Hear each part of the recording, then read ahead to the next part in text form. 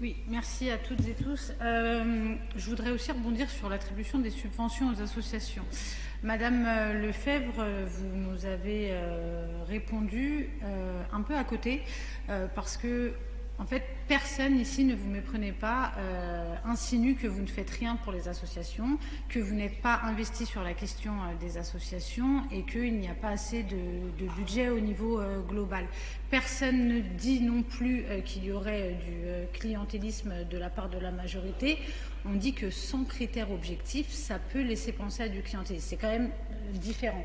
Et personne ne dit non plus, pour reprendre les propos assez étonnant de la droite, que certaines associations font plus que d'autres et que d'autres ne mériteraient pas telle ou telle subvention. En revanche, le fond vraiment du souci que nous rencontrons depuis plusieurs années, c'est le manque de communication des critères. Sur quels critères on subventionne les associations? Est-ce que c'est par rapport au nombre d'adhérents? Est-ce que c'est par rapport à un secteur d'activité, que ce soit écologique, humanitaire, solidarité? Et la transparence sur ces critères-là, nous ne les avons pas encore aujourd'hui.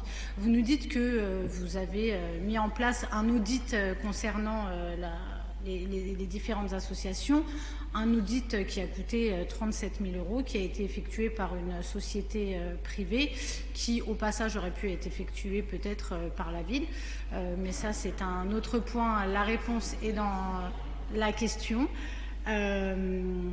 Aujourd'hui, il y a un portail qui ressort de cet audit et peut-être qu'il serait bon à un moment donné de définir des critères et de pouvoir même, pas que les transmettre aux conseillers municipaux, mais peut-être que ces critères, ce serait bénéfique aussi pour les associations de pouvoir les mettre sur ce fameux portail pour qu'elles sachent vers quoi s'orienter, comment s'orienter pour disposer de subventions et qu'on n'ait pas de telles inégalités entre une asso solidaire qui s'occupe de plus d'une centaine de familles qui touchent 150 € et 4 000 € versés à une asso qui promeut le jet ski, par exemple.